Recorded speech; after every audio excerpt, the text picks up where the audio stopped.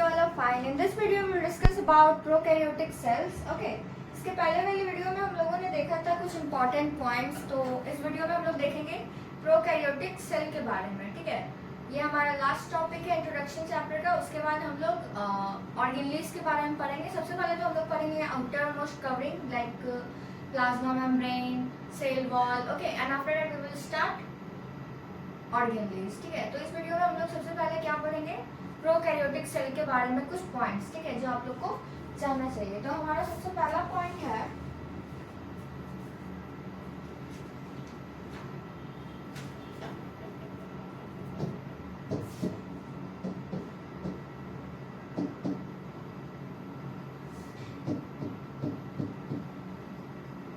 Prokaryotic cells. ठीक है,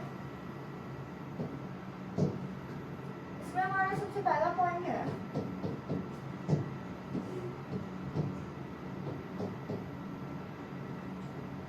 these cells are generally smaller and multiply faster than eukaryotic cells. ठीक है, इस पॉइंट का मतलब है कि ये जो प्रोकैरियोटिक सेल है वो जनरली क्या होते हैं, साइज में छोटे होते हैं.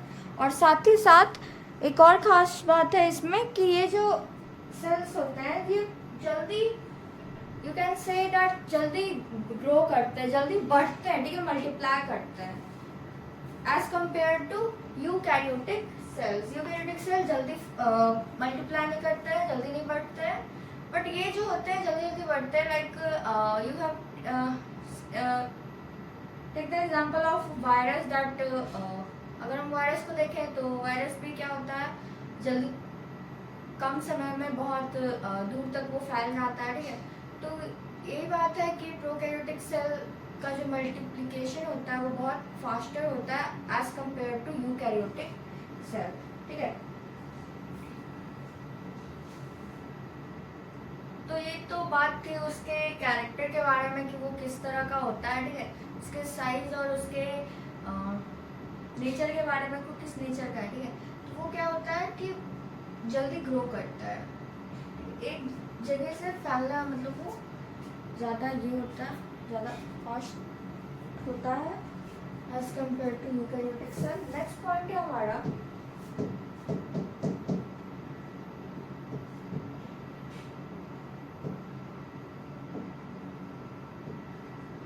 Prokaryotic cell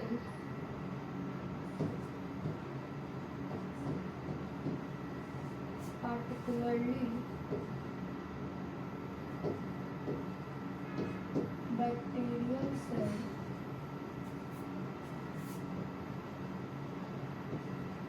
have a chemical complex cell envelope.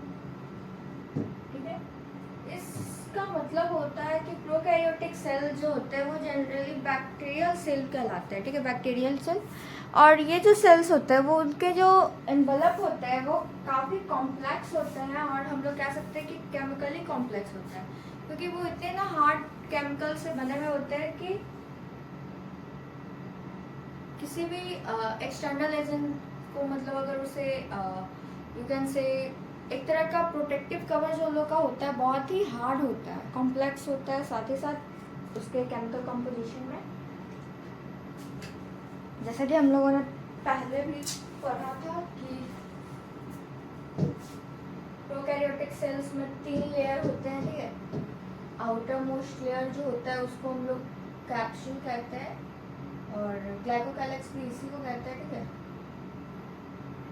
उसके बाद हमारा है आता है ये जो सेकंड लेयर हमारा जो होता है वो सेल वॉल का लेयर होता है. ओवरऑल इसमें 3 लेयर होते हैं, तो ऑब्वियसली ये ज़्यादा प्रोटेक्टिव होंगे. ठीक है, तो ये जो तीनों होते हैं वो सेल को, बैक्टीरियल सेल को बहुत ज़्यादा प्रोटेक्ट करते हैं. ठीक है, हेल्प करते हैं। और हम लोग जानते हैं कि मेसोजोम का जो फॉर्मेशन होता है वो प्लाज्मा मेम्ब्रेन के अंदर की तरफ फिंगर लाइक स्ट्रक्चर के इन्विजिनेट होने के कारण होता है, ठीक है। तो ये तो थी बात इसके एनवेलप के बारे में, आउटर मोस्ट कवर्स के बारे में, लाइक आउटर जो सबसे बाहर वाला होता है, ठीक है, ये वाला, इसको हम लोग कैप्सूल कहते हैं, और we can say glycocalyx. Okay, next जो येलो कलर का है इसे हम लोग सेल वॉल कहते हैं। रेस्ट जो नेक्स्ट हमारा जो है वो प्लाज्मा मेम्ब्रेन होता है, ठीक है। यूकैरियोटिक सेल में जनरली दो ही होते हैं, प्लाज्मा मेम्ब्रेन और सेल वॉल। यहाँ तक कि प्लाज्मा मेम्ब्रेन और सेल वॉल में भी डिफरेंसेस होते हैं, लाइक यूकैरियोटिक सेल में, प्लांट सेल में केवल सेल वॉल होते हैं, एनिमल सेल में एब्सेंट होता है। तो ये तो थी बात, बट बैक्टीरियल सेल में तीनों प्रेजेंट होते हैं, जिसके कारण इसका ये जो कवर होता है वो काफ़ी कॉम्प्लेक्स बन जाता है, ठीक है। और साथ ही साथ 3 लेयर होने के कारण ये बहुत ज़्यादा हार्ड होता है, ठीक है। और तो और इसके जो कॉम्पोजिशन होते हैं आखिर किसी चीज़ से तो वो बना हुआ होगा ना, तो वो भी काफ़ी कॉम्प्लेक्स होता है, ठीक है। तो ये तो थी बात हमारा इसके आउटर कवरिंग के बारे में, ठीक है। आई होप आप लोग को समझ में आया कि कॉम्प्लेक्स क्यों है। ओके, आई होप यहाँ तक सारी बातें क्लियर होगी। नेक्स्ट पॉइंट है हमारा ग्लाइकोकैलिक्स के बारे में, outer most covering of the cell that is called capsule. Okay, तो इसके बारे में कुछ पॉइंट हैं वो देख ले। Glycocalyx is outer most layer covering composing of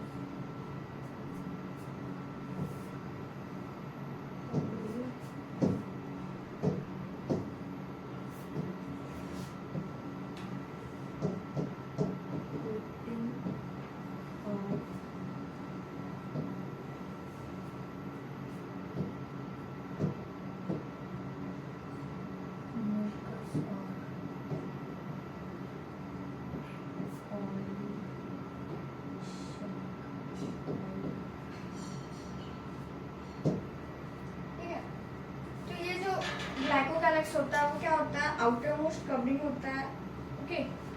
sorry,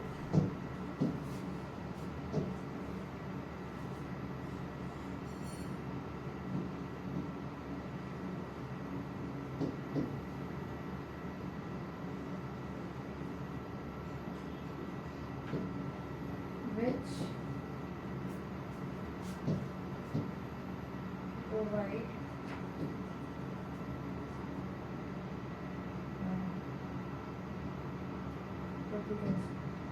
provide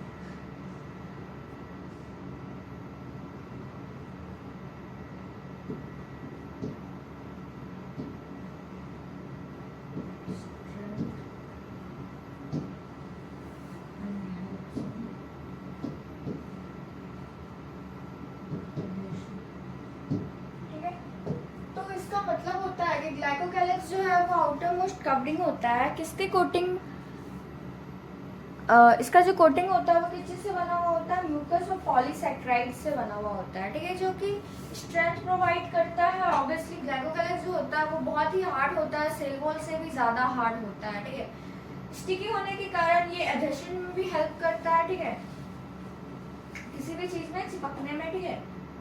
तो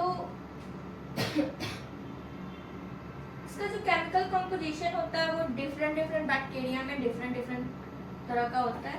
इट मीन्स किसी में म्यूकस का होगा तो किसी में पॉलीसैकेराइड या फिर मैक्रोमोलेक्यूल्स, ठीक है। तो डिफरेंट बैक्टीरियाज में डिफरेंट कंपोजिशंस होते हैं ग्लाइकोकैलिक्स के, ठीक है। और ये जनरली किस चीज़ में हेल्प करता है, एक तो स्ट्रेंथ प्रोवाइड करता है, साथ ही साथ वी कैन से कि उसको एक तरह का प्रोटेक्शन का काम करेगा, साथ ही साथ क्या हेल्प में करे, किस चीज़ में हेल्प करेगा, स्टिकी होने के कारण ग्लाइकोगैस क्या होता है, स्टिकी होता है, तो उसके कारण एडेशन में भी हेल्प करता है किसी चीज़ में चिपकने में, ठीक है। सो आई होप आप लोग को ये भी पॉइंट समझ में आया होगा, ठीक है। ये तो बात थी हमारा जो आउटर मोस्ट कवरिंग है कैप्सूल, जिसको हम लोग ने कहा है, उसके बारे में, ठीक है।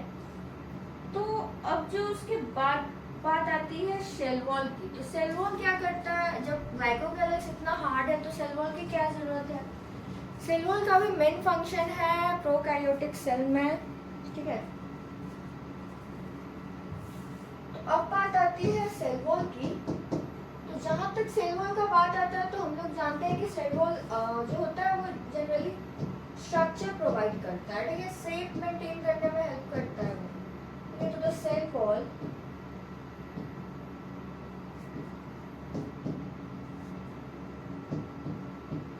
determines the shape of the cell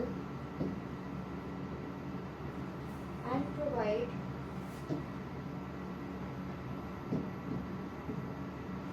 strong structure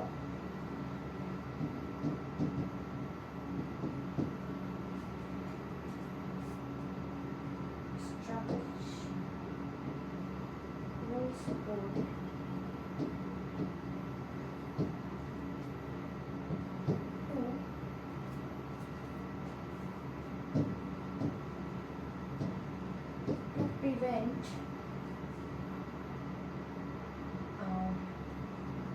prevent from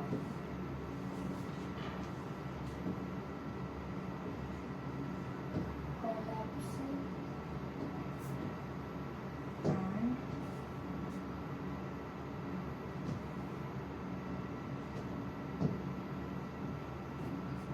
and bursting, you know, bursting टूटना, ओके, collapsing इट्स चिपकना, इस तरह का। मान लीजिए ये सेल है, ठीक है, अब सेल वॉल नहीं रहेगा तो ये इस तरह का हो जाएगा, मतलब कभी ना कभी ये चिपक जाएगा। तो इस चीज में जो होता है सेल वॉल उसके स्ट्रक्चर को मेंटेन करने में हेल्प करता है। यू मीन सेल को एक शेप देता है, शेप प्रोवाइड करता है ताकि वो एक शेप में रहे, ठीक है। उसका शेप मतलब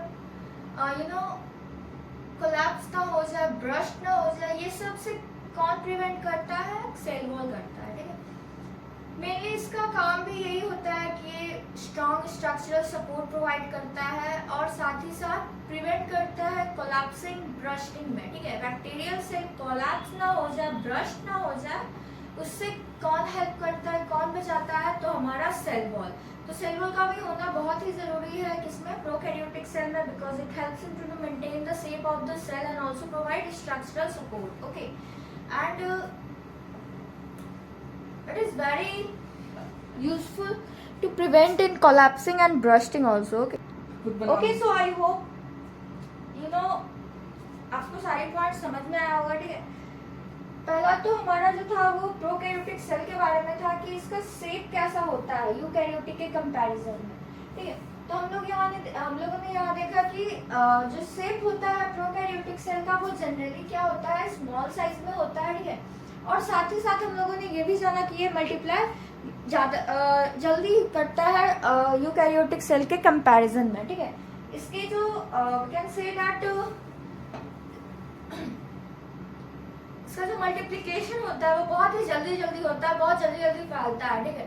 तो ऑब्वियसली हम लोग जानते हैं इसके एग्जांपल्स, लाइक हम लोग ले ले तो वायरस का ही ले लेते हैं एक सबसे अच्छा एग्जांपल, लाइक ये जो होता है कम समय में बहुत दूर तक फैल जाता है, जल्दी मल्टीप्लाई। तो हम लोगों ने देखा कि ये जो होता है यूकैरियोटिक सेल के कंपैरिजनली छोटा होता है, साथ ही साथ ये क्या करता है, ये जल्दी ग्रो करता है, ठीक है। नेक्स्ट पॉइंट है हमारा कि prokaryotic cells particularly the bacterial cell have a chemically complex and involve. इसका मतलब होता है कि प्रोकैरियोटिक सेल जो होते हैं, बट जितने भी प्रोकैरियोटिक सेल होते हैं ज़्यादातर बैक्टीरियल सेल ही होते हैं, ठीक है। तो इन सेल के पास क्या होता है, कॉम्प्लेक्स एनवेलप होता है। एनवेलप कहने का मतलब कि उसके जो आउटर मोस्ट कवरिंग होते हैं वो कॉम्प्लेक्स होता है, ठीक है। तो कॉम्प्लेक्स होने का मतलब कि बहुत ज़्यादा वी कैन से दैट इसका केमिकल कॉम्पोजिशन कॉम्प्लेक्स होगा, या फिर हम लोग कह सकते हैं कि इसका इसके होने के कारण वो कॉम्प्लेक्स कहलाता है, क्योंकि बहुत सारे ऐसे केमिकल्स होते हैं जो कि वी कैन से दैट वो बहुत ही हार्ड होने में हेल्प करते हैं, और केमिकली मतलब उसमें बहुत सारे ऐसे चीज़ें प्रेजेंट होने के कारण वो हार्ड हो जाता है। ठीक, जैसे कि हम लोगों ने देखा कि ये जो सेल होते हैं, सॉरी, ये जो सेल वॉल होते हैं वो सेल वॉल के पहले और साथ ही साथ उसमें प्लाज्मा मेम्ब्रेन और उसके साथ साथ ग्लाइकोकैलिक्स जो कि बहुत ही हार्ड माना जाता है। ठीक है, जो बैक्टीरियल सेल को सबसे ज्यादा मतलब उसको प्रोटेक्ट करता है। ठीक है,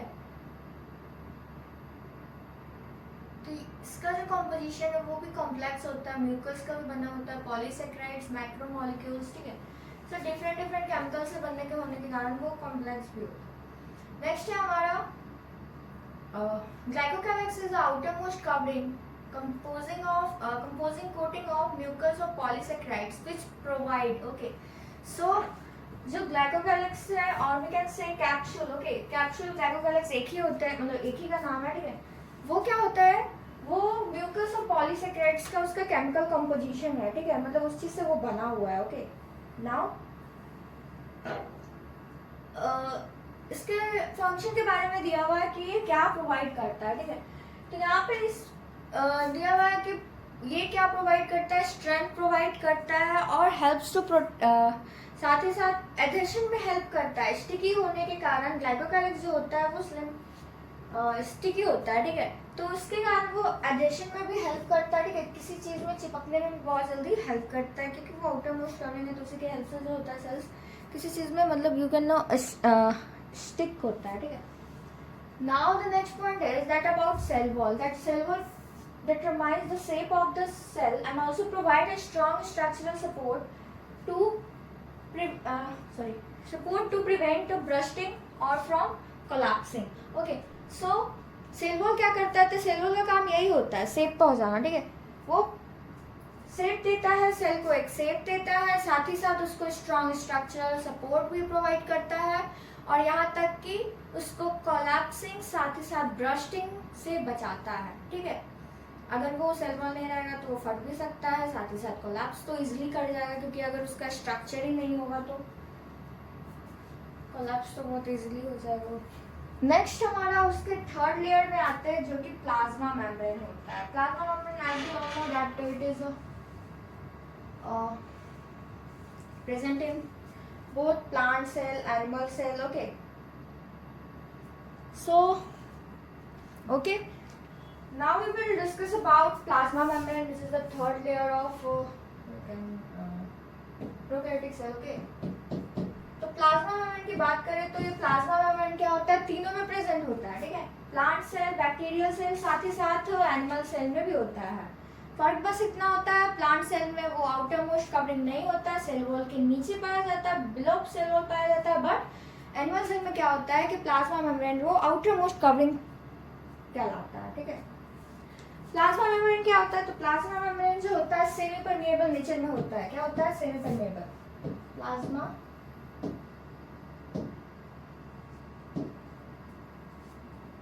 membrane is semi permeable in nature and interact with the outside the world. Okay, here is about plasma membrane. Okay, तो अब प्लाज्मा मेम्ब्रेन जो होता है वो क्या होता है, पहला तो सेमी परमेएबल होता है। नेचर में क्या होता है, नेचर में सेमी परमेएबल होता है।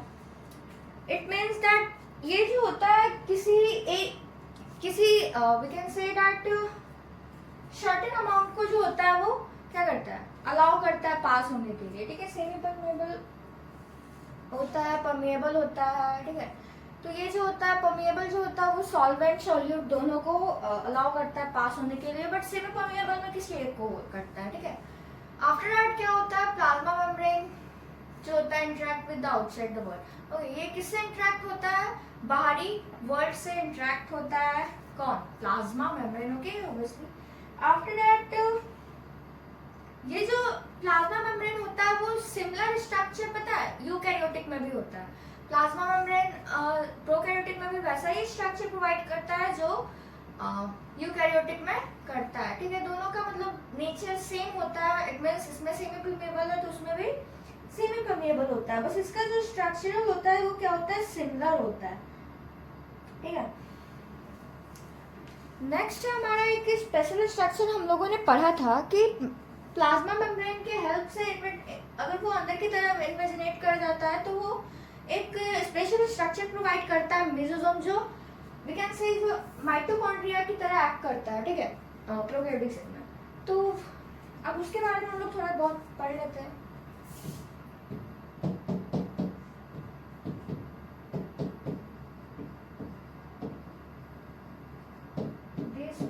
Structure is the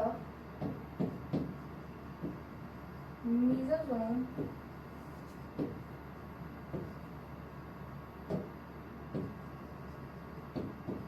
which is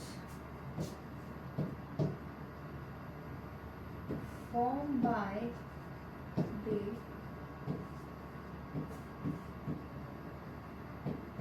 generation of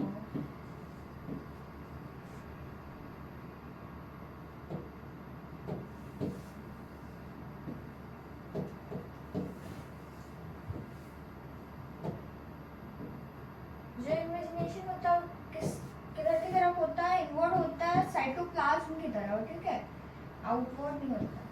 तो invagination of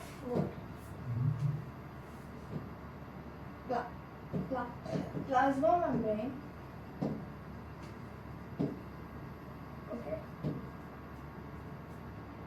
into the cell,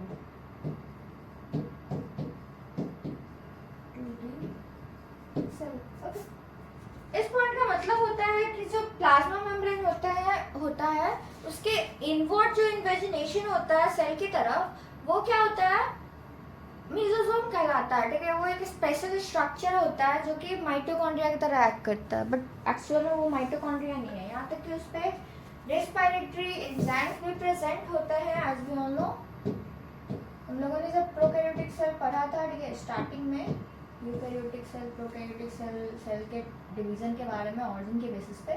ठीक है, तो उस समय हम लोगों ने देखा था कि उसके स्ट्रक्चर्स के बारे में कि प्लाज्मा मेम्ब्रेन कैसा, प्रोकैरियोटिक सेल किस तरह का दिखता है। ओके, इसके स्ट्रक्चर के बारे में हम लोगों ने पहले ही हम लोग ने पढ़ा है। ये जो अभी हम लोग पढ़ रहे हैं वो क्या पढ़ रहे हैं? कुछ पॉइंट देखा है, क्योंकि उसमें उस टाइम जो हम लोग पढ़ रहे थे वो उसमें हम लोगों ने कुछ बस केवल ये देखा था कि प्रोकैरियोटिक सेल होता क्या है, बट उसके बारे में नहीं पढ़ा था। बट इस वीडियो में हम लोगों ने प्रोकैरियोटिक के बारे में भी पढ़ लिया। ठीक है, क्योंकि अब हम लोग नेक्स्ट वीडियो से क्या पढ़ने वाले हैं, यहाँ पे हमारा इंट्रोडक्शन जो चैप्टर हम लोगों ने स्टार्ट किया था, इस सेल का इंट्रोडक्शन टॉपिक, वो हमारा क्या हो रहा है? खत्म हो रहा है। ठीक है, नेक्स्ट वीडियो से हम लोग क्या पढ़ेंगे?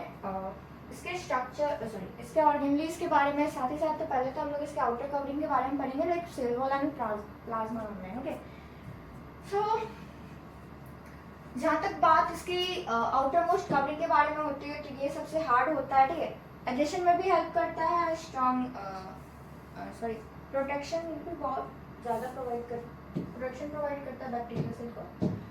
नेक्स्ट इसके बाद क्या होता है? प्लाज्मा मेम्ब्रेन का क्लियर होता है। ठीक है,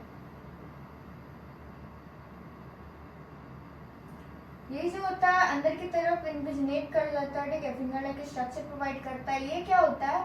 इसी को हम लोग क्या कहते हैं? मेसोसोम कहते हैं, जो माइटोकॉन्ड्रिया की तरह एक्ट करता है, बट एक्चुअल में ये माइटोकॉन्ड्रिया नहीं होता है, बस उसकी तरह काम करने में हेल्प करता है। क्योंकि as we all know that mitochondria is very important for us, it produce what energy, okay, for us, and so the work of mitochondria is very important, but in case of prokaryotic cell there is organized organelle are not present. Okay, so here as we all know that in the place of mitochondria there is a structured special structure that is called mesosome. Okay, it helps into the acts like a mitochondria.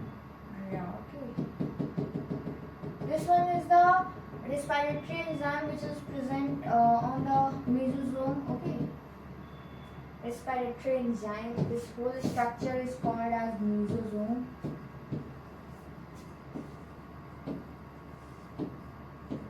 Acts as mitochondria. Okay. हम लोग ये भी जानते हैं कि prokaryotic cell में organised कुछ भी नहीं होता है, ठीक है। ऑर्गेनाइज्ड ना ऑर्गेनली होता है, ना ही न्यूक्लियस होता है। बस न्यूक्लियस की जगह न्यूक्लियोइड काम करता है। उसी तरीके से डिफरेंट डिफरेंट ऑर्गेनली की जगह डिफरेंट डिफरेंट स्ट्रक्चर जो होते हैं, स्पेशल स्ट्रक्चर जो होता है, वो उसके काम को क्या करता है, एक तरह का पूरा करता है। बट एक्चुअल में वो नहीं है। अब इसको हम लोग माइटोकॉन्ड्रिया तो नहीं बोलेंगे, ठीक है। ये तो माइटोकॉन्ड्रिया है नहीं, एक्चुअली में ये माइटोकॉन्ड्रिया बिल्कुल भी नहीं है। ये क्या है, मेसोसोम होता है जो प्लाज्मा मेम्ब्रेन के इन्वेजिनेशन की वजह से फॉर्म होता है, ठीक है। तो ये तो थी बात प्रोकैरियोटिक सेल के बारे में, कुछ पॉइंट जो कि आप लोग को जानना चाहिए, ठीक है। ये है प्रोकैरियोटिक का स्ट्रक्चर, ठीक है।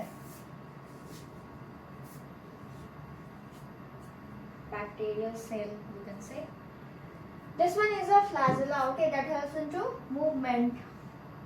Okay. क्या है ये? फ्लैजेला है जो कि किस चीज में हेल्प करता है, मूवमेंट में हेल्प करता है, प्रोकैरियोटिक के सेल के मूवमेंट में, ठीक है। ये भी ये जो होता है, ये छोटा छोटा लाइक अ ब्रूम, ये भी क्या होता है, एक तरह का मूवमेंट में हेल्प करता है। इसको हम लोग क्या कहते हैं, ये अलग नाम से जाना जाता है, ठीक है। इसको हम लोग सीलिया बोलते हैं। क्या बोलते हैं, सीलिया, ठीक है। ये हमारे बॉडी में भी प्रेजेंट होता है। कहाँ पे प्रेजेंट होता है, in trachea, you know, in air passage called trachea. So trachea में क्या होता है, उसमें भी सीलिया होता है, हमारे बॉडी में भी ये प्रेजेंट होता है। और साथ ही साथ ये फ्लैजेला हमारे अंदर नहीं होता है, ठीक है। ये नहीं होता, ये बैक्टीरिया से नहीं होता है, ठीक है। सो इसका होल स्ट्रक्चर आप लोगों ने यही है, ठीक है। जैसे कि ये जो सांप की तरह ये स्नेक नहीं है, ये क्या है, न्यूक्लियोइड है, ठीक है। न्यूक्लियोइड है जो न्यूक्लियस की तरह क्या करता है, एक्ट करता है, न्यूक्लियस की तरह काम करता है। क्यों? क्योंकि प्रोकैरियोटिक सेल में न्यूक्लियस जो होता है वो एब्सेंट होता है, इसलिए उसके जगह पे in place of nucleus there is a nucleoid is present to act as a nucleus. Okay, so nucleus की जगह पे ये काम करता है। ये एक्चुअल में न्यूक्लियस नहीं है, ट्रू न्यूक्लियस नहीं है, न्यूक्लियोइड है जो कि सर्कुलर डीएनए के भी नेम से जाना जाता है। DNA, you know, circular DNA, okay. ये भी वही है, ये भी वही है, सर्कुलर डीएनए। एक स्टैंडर्ड डीएनए होता है जो हम लोगों में होता है, ठीक है। सॉरी, इस तरह का कुछ उसका स्ट्रक्चर होता है जो हम लोग में होता है, ठीक है। और ये सर्कुलर डीएनए है जो कि होता है प्रोकैरियोटिक सेल में होता है, ठीक है। ये जो होता है ये हमारे बॉडी में होता है, ये DNA. Okay, so I hope you understand about prokaryotic cell, okay, and also about the structure. बाकी ये जो छोटे छोटे हैं ये सब ऑर्गेनीज है जो इसमें क्लियर पता नहीं चल रहा है, ठीक है। नेक्स्ट आउटर में जो है वो तो पता चल रहा है। यहाँ पे जो है ये cell membrane, cell wall,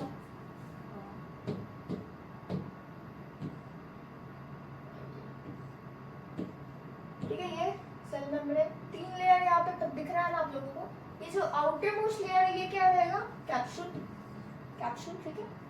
glycocalyx भी इसको कहता है, जो कि एडिशन में हेल्प करता है और क्या प्रोवाइड करता है, प्रोटेक्ट करता है, और क्या प्रोटेक्शन में हेल्प करता है। वैसे तो तीनों लेयर प्रोटेक्ट करते हैं बैक्टीरिया को, ठीक है। ये जो आउटर लेयर है वो क्या करता है, एडिशन में प्रोवाइड करता है। इसको क्या बोलते हैं, कैप्सूल बोलते हैं, ठीक है। नेक्स्ट, ये जो अंदर वाला है उसके जस्ट अंदर ये ब्लू कलर का, राइट, ओके। ये जो है इसको हम लोग क्या बोलेंगे, सेल वॉल बोलेंगे, ठीक है, सेल वॉल। नेक्स्ट जो हमारा है ये नेक्स्ट वाला है वो cell membrane, plasma membrane we can say, okay. So 3 layer होता है, capsule, cell wall, cell membrane, that you should know about prokaryotic cell, about the layer of the prokaryotic cell, sorry, about the outermost covering, that is, but the outermost covering is called glycocalyx, okay, the capsule, because it is in the outer cell, outer place, okay. So this is the cell structure of the prokaryotic cell. वहाँ कैसे क्यों? I hope you understand about prokaryotic cell. One more figure of prokaryotic cell, that is this one. Okay. I hope इसमें organelles भी पता चल रहा है, ठीक है। इसमें जो ऑर्गेनलीज है वो साफ, ये जो है ये, इसको हम लोग क्या बोलते हैं, प्लाज्मिड, ठीक है। ये जो है ribosome, we all know that in prokaryotic cell there is a ribosome of 70s, okay.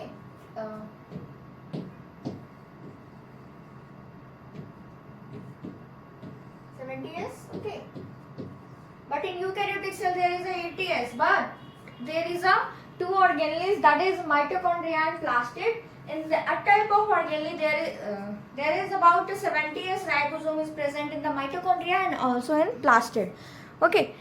As same as the prokaryotic cell, but in eukaryotic cell that is about but in the you have आप लोग सोच रहे हो कि जब 70s ribosome plasmid में, sorry not plasmid, it's plastid, okay.